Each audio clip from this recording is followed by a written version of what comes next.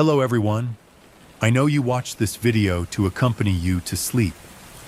So if you like this video, don't forget to like, comment, and subscribe. Also, don't forget to tell me where you are from and what time you watched this video. In today's case, we delve into a harrowing tragedy that unfolded in the Philippines in 2021, one that stunned the entire Southeast Asian region with its brutality and chilling aftermath. It was December 10th, 2021. As Cruz and Lila Magad prepared to leave for work that morning, their adopted daughter Janice called out, "Mom, Dad." The words, simple as they were, stopped them in their tracks. It was the first time Janice had addressed them as her parents since joining the family just months earlier. That single moment of affection filled their hearts with joy. It felt like a sign that their care and love had finally begun to reach her. But that joy would be short-lived. Just a few hours later, at 2:48 p.m., a message lit up the Magad family's group chat. It was from Janice.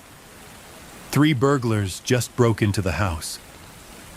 Almost immediately afterward, she posted a desperate plea for help on social media. At that moment, Cruz was still at work when one of his colleagues burst into his office. "Sir, I think your house has been broken into," the colleague said, worry etched across his face. "You should go home. Now." Without a second thought, Cruz grabbed his things and rushed out. 15 minutes later, he pulled up in front of his house. His heart pounded, not just from the news of a break-in, but from fear for his 3 children, all of whom had been home at the time. In his panic, he realized he'd left his keys at the office. The front door was locked, and no matter how hard he pounded, no one answered. He called out his children's names: Louis, Gwen, Janice, but the house was silent. Running around to the back, Cruz found the rear door unlocked. He crept inside, terrified that the intruders might still be there. The kitchen was quiet. He moved slowly, carefully, calling out again, but nothing. Then he reached the living room. The scene before him was a nightmare.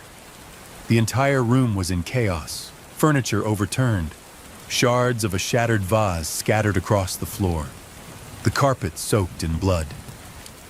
A thick, metallic smell filled the air.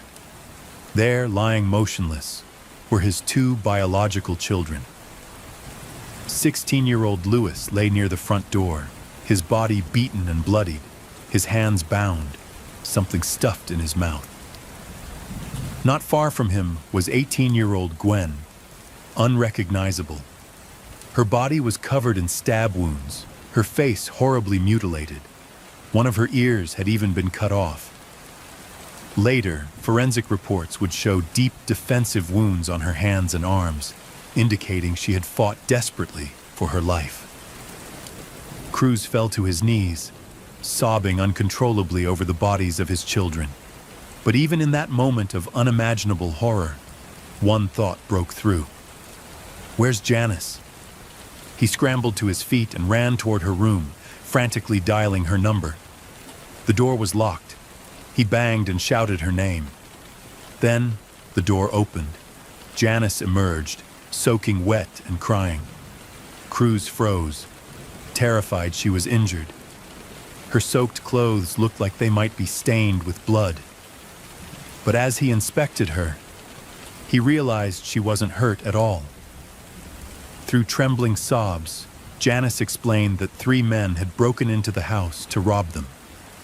She'd been so scared, she hid under the bed and listened as her siblings screamed.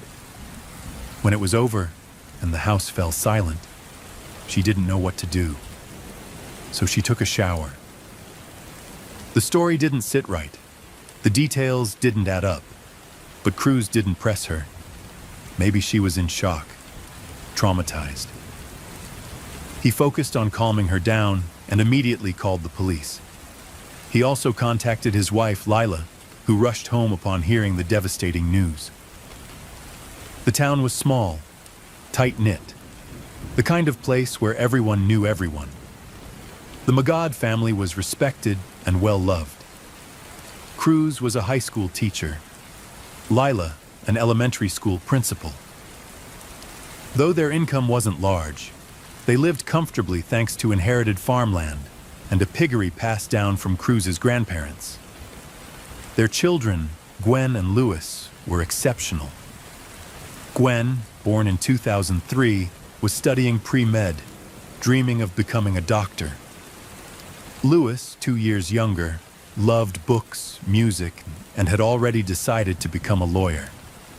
The family was known for their kindness, often donating time and resources to charities and visiting orphanages on weekends. And it was through this generosity that they met Janice.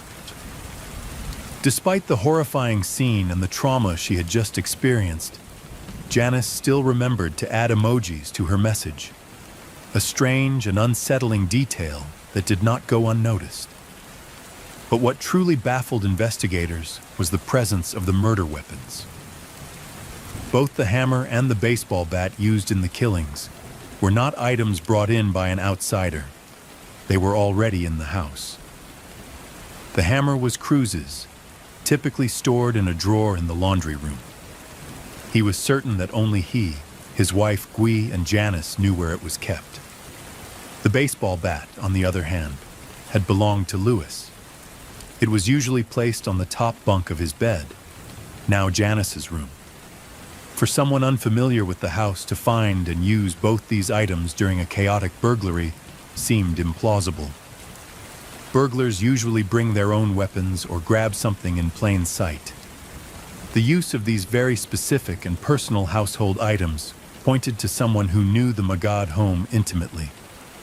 Adding to the eerie atmosphere of the case, shortly after the incident, Janice posted a heartfelt memorial for Gwen and Louis on social media.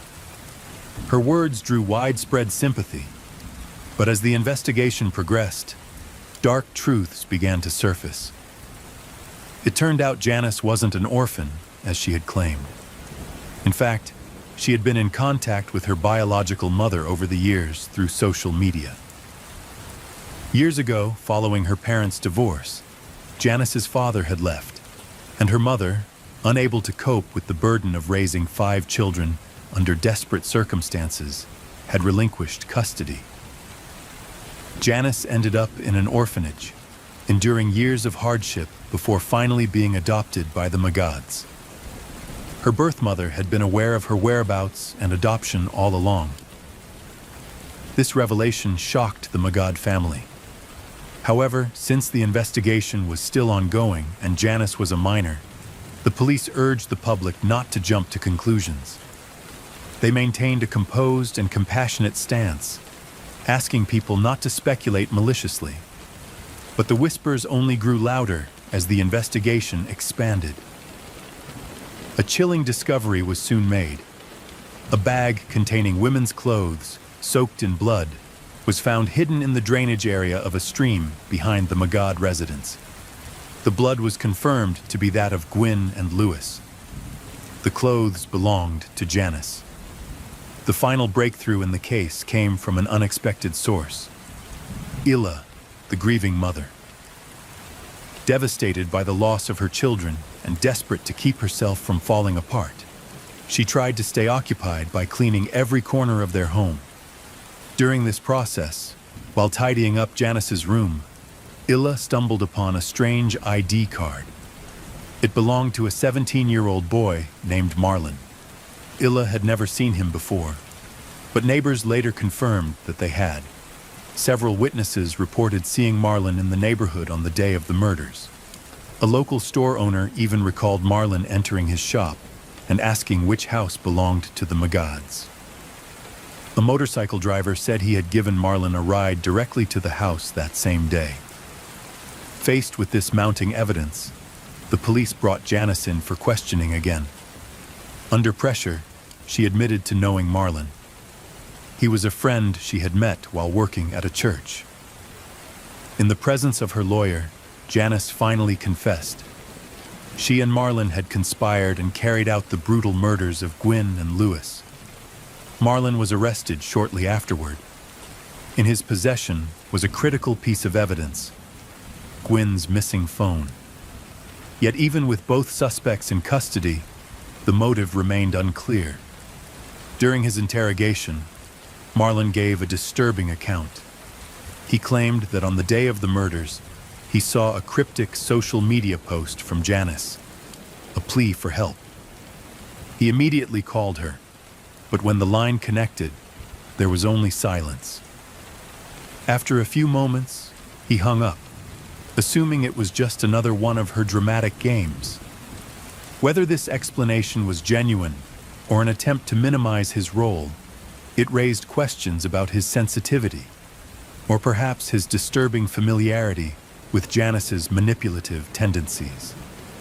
Janice, during her own confession, revealed deep-rooted jealousy toward Gwyn. Gwyn had always been admired for her intelligence and beauty. She was the biological child, deeply loved by the Magads. Janice, by contrast, had always felt like an outsider, loved, but not truly theirs. According to her statement, something in her snapped that morning. When she called Cruz and Illa, addressing them as Mom and Dad, she had already decided. She wanted to be their only child. Evidence from Janice's phone showed disturbing messages sent to Marlon after her adoption, expressing a desire to kill 7 people. Though she didn't specify who, the intent was chilling. On December 16, 2021, Janice and Marlon were transferred to a juvenile detention facility as the case entered its formal trial phase. A few months later, the Magads held a funeral for their beloved children. To the shock of many, Janice's biological mother attended. In a heart-wrenching moment, she knelt before the Magads, weeping and begging forgiveness for her daughter's actions. By May 2022, the court reached its verdict. Janice was sentenced to 32 years in prison for premeditated murder, while Marlon received 29 years. Neither sentence included the possibility of parole. However, because both were minors, their sentences would formally begin when they turned 21. The verdict outraged the Magads and much of the Filipino public. Illa, guided by her faith, had once considered forgiving Janice. But during detention, Janice had shown no remorse, no acknowledgement of the devastation she had caused. Many pointed fingers at the system, the failures of social services, the absence of proper psychological support, and the neglect by her biological family. All these forces, people said, had turned Janice into what she had become. In the months following the tragedy, Cruz and Illa found different ways to cope with their grief. They often visited the graves of Gwyn and Lewis on holidays and anniversaries, leaving behind their favorite flowers and toys. Illa eventually returned to her work in education, trying to regain a sense of normalcy. In August 2022, Cruz opened a small restaurant, serving the dishes Gwyn and Lewis had loved most, an act of remembrance and healing. When Yu Yu's body was discovered, investigators quickly noted that her jeans were missing.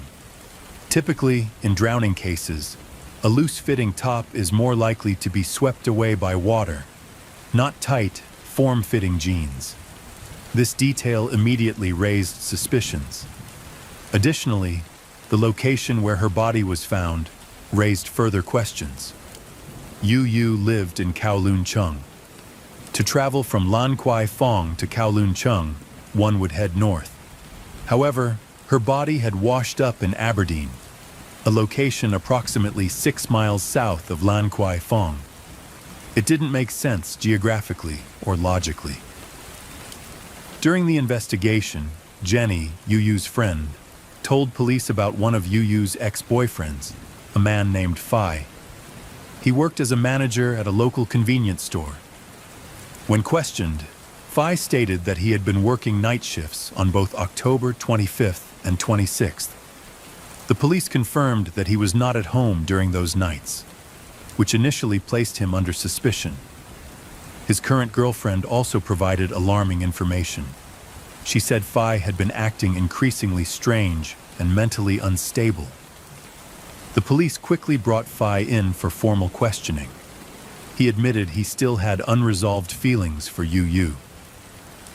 When officers checked his phone records, they discovered that he had attempted to arrange meetings with her on both October 25th and 26th. Yu hadn't shown up the first night, and on the second, Phi waited but didn't see her. Instead, he ended up spending the night with friends, a detail which was later corroborated by those friends. After confirming his alibi, Phi was officially ruled out as a suspect. The investigation then shifted focus to another man, Yu's former German boyfriend, Thomas. According to her parents, Thomas and Yu had previously broken up during the 2010 World Cup. But after Thomas returned to Hong Kong, they rekindled their relationship. Once the tournament ended in August, he went back to Beijing for work. Despite the long distance, Yu continued to miss him deeply. She spent heavily on long-distance calls and even began saving money in hopes of visiting him in Beijing. However, on the day Yu disappeared, Thomas was confirmed to be in Beijing, effectively clearing him of involvement. Police then turned their attention to Yu's immediate surroundings. They went to her apartment to collect personal items, including her computer, and began interviewing those who knew her. Over the next 2 days, officers conducted nearly 50 interviews, mostly with men. Among them was a restaurant employee who had worked with Yu. He was shocked and saddened by her death. He admitted that he had developed romantic feelings for her, but never succeeded in gaining her affection. Despite only working together for 3 months, he recalled how Yu's cheerful and kind demeanor made her popular among co-workers. 3 days after Yu's body was found, the forensic report arrived. It painted a grim picture. Her limbs were stiff, and there was froth around her mouth. Her lungs were swollen and filled with seawater, indicating she was still alive when she was submerged. Tiny blood spots were also found on her eyelids, consistent with strangulation. These findings suggested that Yu had been choked while still alive, her heart still beating, before being dumped into the sea, where she ultimately drowned. Her estimated time of death was between 7 and 8 a.m., just an hour before her body was discovered by a fisherman. Yet the truth of that night was known only to the two of them, and Yu could no longer speak for herself. After an 8-day trial, the jury reached a unanimous verdict. Wen Jiankong was guilty of murder. He was sentenced to life in prison. Nearly 3 years after the crime, justice was finally served. However, few believed Wen's testimony. His shady past continued to cast long shadows over his credibility. Years earlier, Wen had been dismissed from the police force for misconduct, including accusations that he attempted to exploit or blackmail women using explicit photographs. After killing Yu, he tried to cover up his actions by calling her parents and faking concern, all while discarding her body and concocting a false alibi. These actions painted a picture of a man who was manipulative and ruthless. There were also whispered rumors that Wen had a habit of cruising through the Lan Kwai Fong area, preying on drunk female passengers. Some claimed he would take them home under the guise of a taxi ride, only to violate them when they were too intoxicated to resist. To many, Wen Jiankong was not the remorseful man he pretended to be in court. He was a predator who had lived behind a mask of civility for too long. The swift work of the Hong Kong police in capturing him shortly after Yu's body was found earned public praise. The lead inspector on the case later said the court's decision reflected the truth and commended the officers who meticulously gathered the evidence that brought Wen to justice. The murder of Yu Yu came to a tragic and brutal end, leaving her family in profound grief and casting a long shadow over those who knew her. Her death was not just a personal loss, but a haunting reminder of the dangers that can hide behind familiar faces. And for young women lured by the illusion of luxury, her story became a painful warning that true happiness does not come from wealth or status, but from the sincerity of love and the wisdom of one's choices. Beginning. Case 3. The Lingao County triple murder. What could be more soul-shattering than watching your loved ones pass away due to illness or tragic accidents?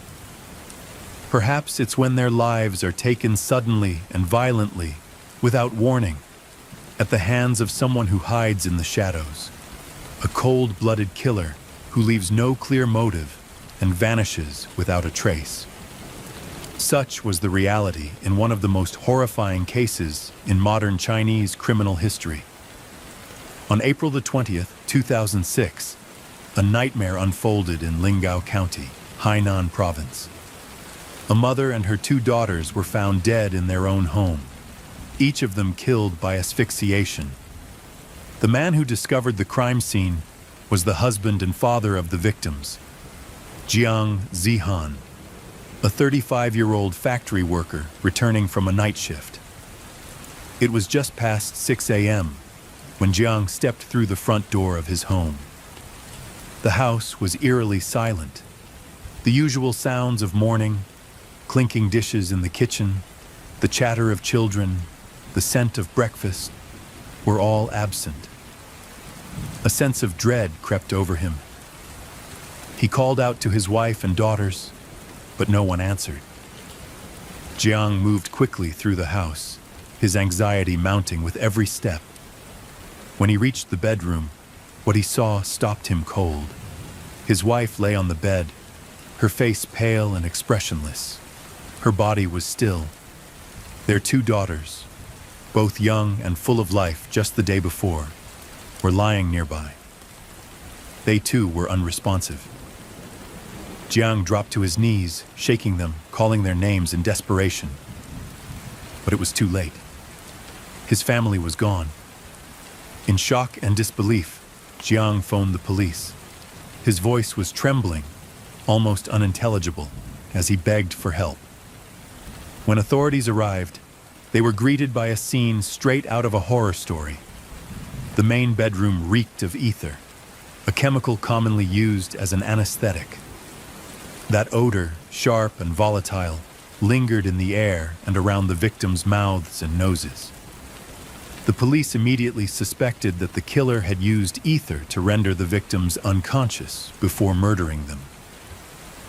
The wife's body was found lying rigid on the bed. Her face was swollen, with bruises across her neck and cheeks.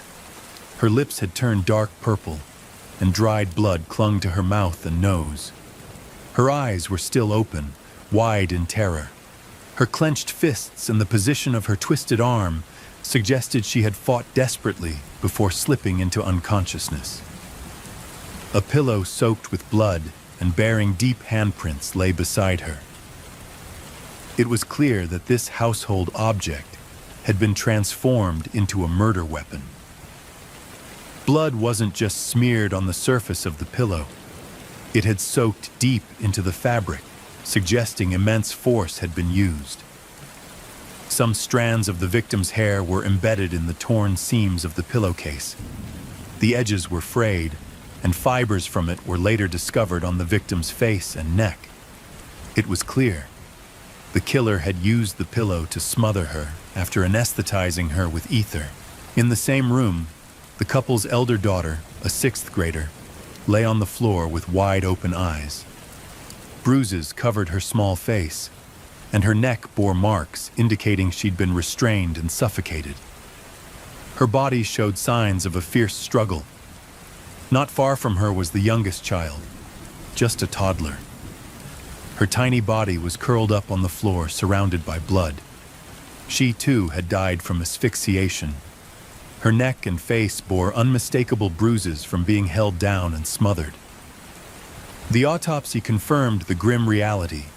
All 3 victims had died from asphyxiation. Ether residue was found around the mother's mouth and nose, while the daughters had signs of both smothering and mechanical pressure injuries to their necks. Most chilling of all, each of them had been killed within minutes of each other. The killer had acted quickly, decisively, and with calculated brutality. Despite their excellent academic performance, both daughters were more than just good students. They actively participated in extracurricular activities like singing, dancing, and sports. At home, the elder daughter, Jiang Jian, was a role model, always eager to help her parents care for and entertain her little sister. The youngest victim, 7-year-old Jiang Jiat, was in 2nd grade. According to her teacher, she was a shy but sweet child who adored drawing. She had already won first prize in several citywide children's art competitions. Always polite and kind, she showed a maturity beyond her years, respecting elders, sharing with others, and spreading joy with her gentle nature. When police officers first encountered the case, their initial reaction was one of sorrow and disbelief. This was, by all appearances, a model family. Jiang Minghua, the mother, was a well-respected teacher, known for her kindness and dedication. Her daughters were intelligent, talented, and well-behaved. The family's life seemed harmonious from the outside, and there were no visible signs of conflict or tension within their household. But behind the walls of a picture-perfect home, something far more sinister had unfolded. The lack of an apparent motive posed a major challenge for investigators. Robbery was quickly ruled out. Nothing valuable had been stolen. Every drawer remained untouched. So the focus shifted. Could this have been the work of someone they knew? A buried grudge? A secret that had festered beneath the surface? The police began examining not just the internal dynamics of the family, but also external connections. Colleagues, neighbors, family friends. One by one, suspects emerged. On April 21st, police compiled a list of potential suspects. The first name on that list was Mr. Li, 35, a close friend of Jiang Zehan. He was a frequent visitor to the Jiang home and was known to have witnessed several heated arguments between Jiang Zehan and his wife. In fact, Mr. Li often sided with Zehan during these disputes. Digging deeper, police discovered Mr. Li had a past romantic relationship with Jiang Minghua, the victim, before she married Zehan. This revelation raised eyebrows about the true nature of the relationships between the three. What concerned detectives even more was Mr. Li's history. He had a record of domestic violence and had once been sued by his former wife's family in 2003. Street surveillance near the Jiang residence showed a man resembling Mr. Li loitering around the house around 9 p.m. on April 20th, the night of the murders. Adding to the suspicion, a hair sample found at the scene matched Mr. Li's DNA. But Mr. Li denied everything. He insisted he was home with his wife all evening. The hair? He explained it away. It must have fallen during one of his many previous visits to the Yang home. As for the surveillance footage, he claimed it wasn't him, just someone with a similar build. Upon closer examination of the footage, police realized Mr. Li might have been telling the truth. The man seen on camera was a neighbor with a similar build who often walked the streets at night due to insomnia, something well known among locals. The hair, too, was found to be old, likely shed on an earlier visit. With mounting evidence pointing away from Mr. Li, the police cleared him of suspicion. It became evident that his past, while checkered, was being used to cast shadows where none belonged. Then came the next name, Mrs. Wang, 40, a neighbor with a long-standing land dispute with Jiang Minghua. Notably, she was the only one who reported seeing a strange man entering and exiting the Jiang house the night of the murders. But her statements were riddled with inconsistencies.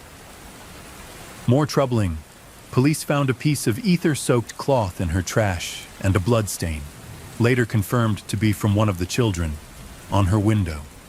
When questioned, Mrs. Wang couldn't explain how either item got there. Her history of mental illness and past aggressive behavior made her a person of interest. Yet, during interrogation, Mrs. Wang appeared disoriented and confused. Her responses were erratic. Hospital records confirmed she suffered from paranoid tendencies, conditions that could cause her to imagine threats that weren't real. Still, the physical evidence couldn't be ignored. Despite doubts about her mental stability, some officers believed the evidence pointed to her involvement. Others, however, suspected she was being set up, an easy scapegoat due to her medical history. Unable to reach a consensus, the police placed Mrs. Wang under surveillance while they continued to investigate. She was also given psychological support, just in case her condition worsened. But the real break in the case came with the final suspect. The Jiang family's former housekeeper, Mrs. Liu, 35, had been abruptly fired months before the murder. Rumors swirled that she had a romantic involvement with Jiang Zehan, prompting his wife to dismiss her.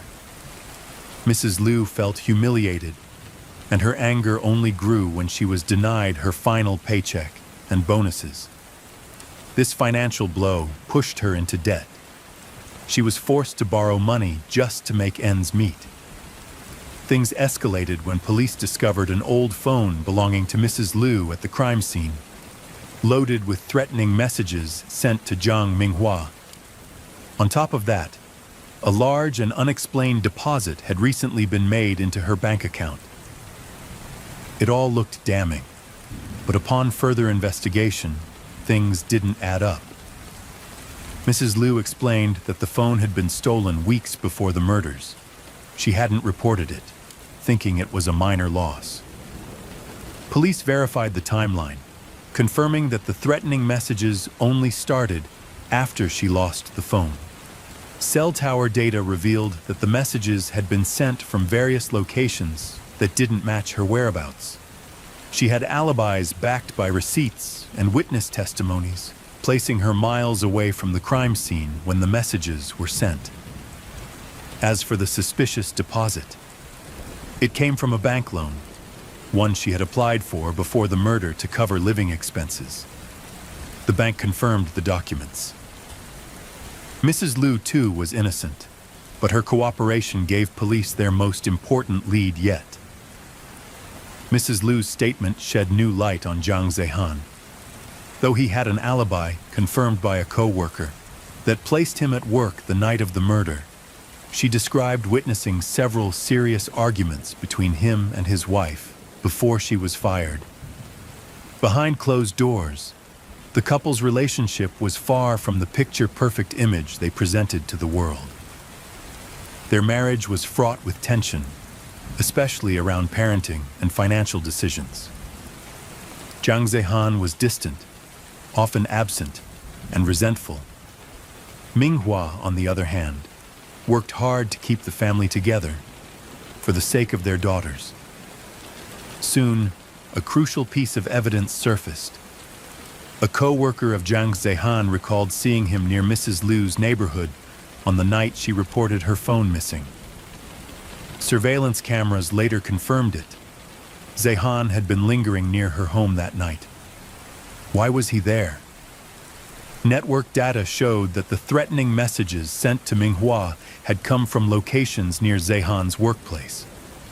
Investigators dug deeper into his alibi and made a chilling discovery. The co-worker who vouched for him had been bribed. In reality, Jiang Zehan had left the office around 10 p.m. and didn't return until 4 a.m. the window in which the murders occurred. Faced with overwhelming evidence, Zehan was summoned for questioning. He denied everything, claiming coincidence, misunderstanding, bad luck. But when shown the network data and the surveillance footage, his defense crumbled. Eventually, Zhang Zehan confessed. In a chilling display of cruelty and calculation, Zhang Zehan and his mistress, Mrs. Su, meticulously crafted a plan to eliminate his wife, Zhang Minghua. Their objective was not only to carry out the murder, but to stage it in such a way that suspicion would fall on others, specifically Mrs. Wang and Mrs. Liu, both of whom had prior disputes with Zhang Minghua. By planting false evidence and carefully manipulating the crime scene, they hoped to mislead police investigators and escape scrutiny. The plan was thorough and deeply disturbing. They chose a night when Zhang Zehan could establish an airtight alibi by staying late at work and returning home early in the morning, accompanied by colleagues who could vouch for his presence. Meanwhile, he would sneak out during the night to carry out the murders. In preparation, Zhang Zehan studied the area surrounding his house, analyzing escape routes and security camera blind spots. He discovered that only one surveillance camera covered the front gate, allowing him to enter from a different angle to avoid detection. He acquired tools for the crime: ropes, gloves, and other necessary equipment. As confirmed later by the police investigation, Zhang Zehan first broke into Mrs. Liu's house while she was away, stealing her phone. He then used it to send threatening messages to his wife the day before the murder, sowing seeds of fear and disorientation to catch her off guard. On the night of April 19, 2006, the plan was set in motion. Under the cover of darkness, Zhang Zehan used a rope to climb into his home while his wife and daughters were asleep. He moved silently through the house and entered his wife's bedroom. In his hand was a cloth soaked in ether, a powerful anesthetic. He pressed it over Yang Minggua's nose and mouth, rendering her unconscious almost instantly. Then, he used a pillow to suffocate her. Just as he thought his gruesome task was complete, their 12-year-old daughter awoke and witnessed the horror unfolding. In a panic, she tried to flee, but Zhang Zehan turned on her next. Using the same ether-soaked cloth, he knocked her unconscious and suffocated her. The commotion woke his 8-year-old daughter. She began to cry and panic at the terrifying sight of her father killing her sister. Cold and unrelenting, Zhang Zehan silenced her too, applying the ether, then smothering her with a pillow. At one point during this horrifying sequence, Zhang Zehan even called Mrs. Su to update her on what was happening. Over the phone, he described his actions in detail, from breaking in with the rope to confronting his wife and daughters. It was a moment of terrifying depravity, confirming Mrs. Su's deep involvement in the crime, even if she wasn't physically present. Zhang Zehan's motives were clear. Fueled by greed, lust, and a chilling lack of empathy, he carried out one of the most brutal familial murders in recent memory. But the plan didn't end with the murders. To throw police off his trail, Zhang Zehan carried out a series of staged diversions. He took the ether-soaked cloth used to subdue his wife and daughters and discarded it in Mrs. Wang's trash can. He then soaked a piece of cloth in Zhang Minggua's blood and smeared it on Mrs. Wang's window, hoping to implicate her further. To deepen the ruse, he placed Mrs. Liu's stolen phone near Mrs. Wang's home, crafting a narrative of collaboration between the two women. Zhang Zehan believed that with all these planted clues, police would zero in on Mrs. Liu and Mrs. Wang as prime suspects, allowing him to walk free. But he underestimated the investigators. Police quickly noticed inconsistencies in the crime scene and the evidence. Through diligent questioning and analysis, they unraveled the web of lies. Eventually, their investigation led them to Jiang Zehan. Pressured by the mounting evidence, he confessed. Mrs. Su was brought in for questioning. She admitted to knowing about the plan in advance, receiving a call during the murder and listening in horror as Jiang Zehan described his actions.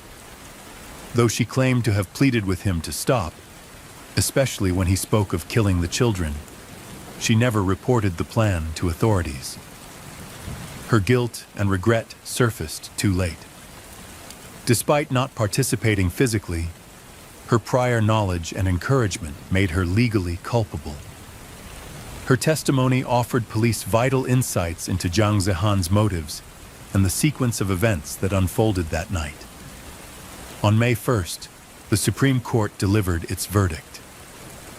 Jiang Zehan was sentenced to death on 3 counts of murder. Mrs. Su received 15 years in prison for being an accessory to murder. This case shook the public to its core. It wasn't just a story of infidelity. It was a terrifying reminder of how greed, betrayal, and selfishness can lead to unimaginable acts of violence.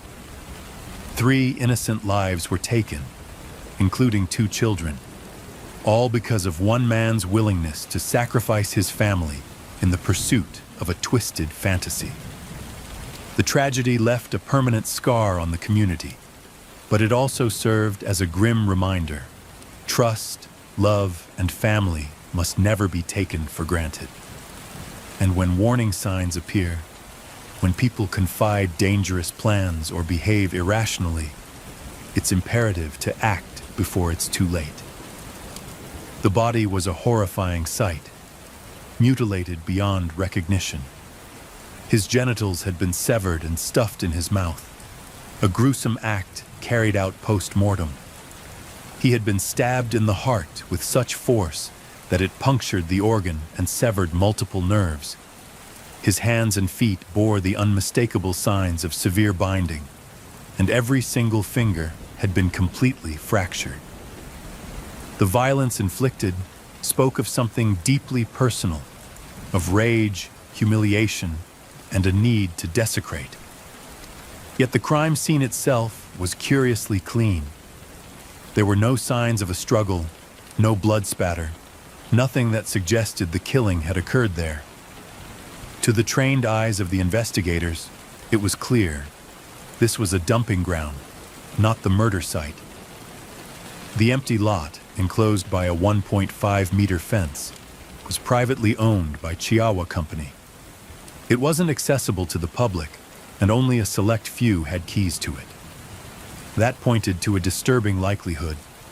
The killer may have been someone inside the company itself, someone with the access and confidence to use the lot as a place to dispose of a body. When the news broke, it spread quickly through the community. Without any form of identification on the body, police had to rely on recent missing person reports. One report in particular stood out, that of Song Dingyuan, the director of Chiawa and the very owner of the lot where the body was found. His daughter, Song Yan, had filed the report days earlier. The police immediately contacted her. When Song Yan arrived at the station, she was accompanied by her mother, Mrs. Zong. Both women appeared strong-willed and well-composed, but their exhaustion and worry were visible. As soon as they were informed that the body might be Song Dingyuan's, Song Yan began to tremble. The officers brought the 2 women in for a private viewing. Upon seeing the corpse, Song Yan couldn't bear it. She turned away, rushed outside, and vomited. Her mother, Mrs. Zong, held herself together, barely. She approached the body and examined the sole of the victim's foot. A large bluish birthmark confirmed the worst. With a gasp, she collapsed on the floor and lost consciousness. Once Mrs. Zong recovered, the investigation took a more personal turn. Song Yan gave her statement. On the morning of April 2nd, 2003, Her father had left the house for what he said was a business meeting. That day was her birthday, a day the entire family traditionally celebrated together. Her father had promised to return home early. At 6 p.m., Song Yan called him to ask him to pick up a few things on his way back. His phone was off. She assumed he was still busy. But by midnight, when he still hadn't come home and his phone remained unreachable, her concern grew. She went to his office the next day, but his secretary told her he hadn't been there. She also contacted the business partner he was supposed to meet, only to discover that their meeting had taken place 2 days earlier. Panicked, she filed a missing person report. Then, on April 3rd, Song Yan found her father's car parked in a remote suburban area nearly 30 kilometers southwest of the city center. That location was part of a land parcel Chiawa had recently purchased for a resort project, so the presence of his car didn't raise immediate suspicions. But when she checked inside, the car's dashcam memory card was missing. The area was deserted, no residences nearby, no witnesses. It was another dead end. Despite her devastation, Song Yan provided everything she could to aid the investigation. She described her father as a kind, calm, and generous man. Even when his subordinates made mistakes, he rarely raised his voice. He was a loving husband and father, and she insisted that, despite his wealth, he had no mistresses or scandalous relationships. As soon as the police had enough preliminary information, they divided into teams. One team went to the Chiawa Company headquarters, while another revisited the site where the car had been found. At the company, officers were greeted by a young secretary named Chen Jia. She was 25, articulate, and appeared emotionally distraught. When asked when she last saw Director Song, she replied that it had been on the evening of April 1st. She said he'd asked her to prepare documents for a meeting with foreign partners. Once she handed them over, he left with another assistant, Lin Ning. The next day, Director Song didn't show up, and calls to his phone went unanswered. Song Yan had come to the office that evening to look for him as well. As Chen Jia spoke, her words reflected admiration and respect for her boss. Yet the police noted something odd. While she described him fondly, her eyes flickered with something else entirely. Resentment, anger, perhaps even hate. It was subtle but undeniable. With no concrete evidence yet, the police moved on to Lin Ning. She was 20 years old, a recent graduate of Nanjing University with a degree in economics. A high achiever, she'd landed the assistant position quickly due to her academic excellence. When the officers found her, she was at the company's suburban project site, managing resort plans. She seemed genuinely shocked to hear of Director Song's death. Lin Ning explained that after accompanying him to a meeting on April 1st, she had left and hadn't seen him since. She claimed she had no idea whom he met afterward, as the client insisted on confidentiality until the deal was finalized. She also stated she had been in Yan on business since April 3rd and knew nothing more. Though her story appeared consistent, her body language told a different story. Tension gripped her movements. Her face was pale, her voice faltering. The officers couldn't ignore it. To verify her claims, the police placed her under discreet surveillance. Meanwhile, the other team examined Song Dingyuan's car. Song Yan had returned it home, untouched. When forensic specialists inspected it, they found traces of light brown hair under the passenger seat.